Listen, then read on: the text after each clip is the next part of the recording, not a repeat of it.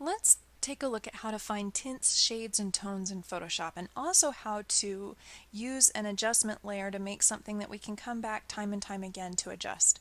So click on this little color wheel and then click and drag it down to Photoshop.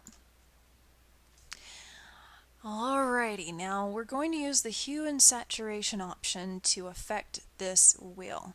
What we're going to do is use an adjustment layer, but what I want to show you first is there's a way to do this where we don't use an adjustment layer and it affects the image itself. So this is kind of the quick down and dirty version of how to make an image change. I'm on the layer and I go to Image Adjustments and where is it? Hue Saturation, Command U. This window will appear. I have some sliders here. If I change the hue, it won't really matter so much on this one because I already have the rainbow of colors here. But if I change the saturation, that will get me a tone. So if I click and drag this slider to the left, you'll notice that it turns more gray. So remember, tone is adding gray to a hue. And if I click and drag the lightness slider to the left, it creates a shade.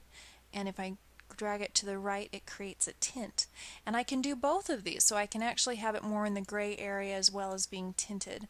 I can also crank up the saturation if I want a brighter tint. So there is a lot of control in here, and once I was done I could say OK.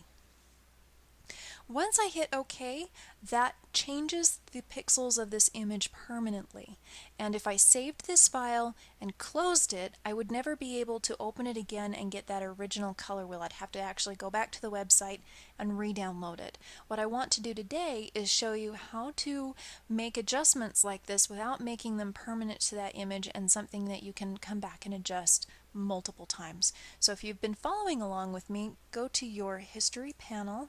Remember, if you can't find a panel, find it in Windows and turn it on, and click on the thumbnail at the very top of the panel, which will restore this to its original state.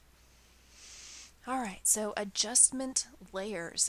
I have an adjustments panel. It is open. I want you to open yours if you can't see it, and click on the button that is on the second row to the far left.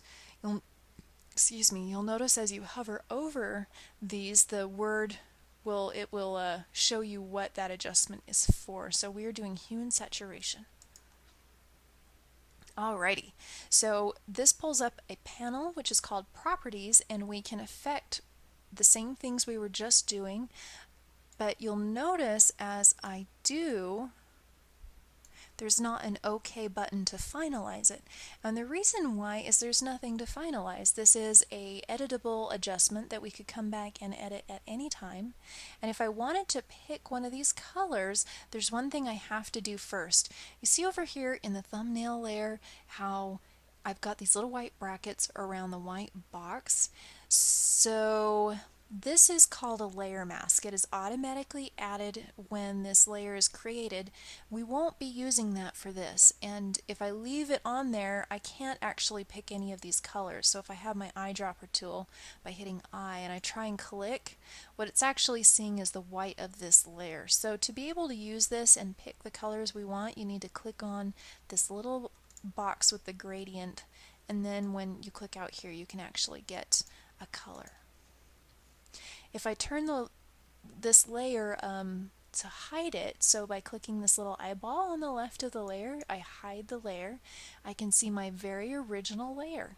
And that is how you can create an adjustment layer over your color wheel and have a permanent tool to constantly go back and choose colors for your color schemes. The way you're going to save this is go to File, Save As. Now this isn't something you'll be turning in, this is something you can do if you want to keep this as a tool. So locate where you're going to save this file to and give it a name you'll remember. You'll notice though, instead of being a JPEG or a PNG, it automatically has the .psd at the end. And if I'm looking at the expanded version of my saving dialog, the format is set to Photoshop and the layers box is checked. That means that these two layers will be there when I open this file again, but I can only open this file in Photoshop. It won't be something that will open in a dozen other programs. So this is the way I want it. I'm going to name this color wheel, maybe adjustable. Yeah, that sounds good. And click save. Now, when you save your Photoshop files, you may often get this, I would say don't worry about it. This doesn't really have anything to do with what we're doing other than you're going to see it a lot, so just click OK when you see this message and don't worry about it. Alright, and that's how you can create an adjustable layer adjustment.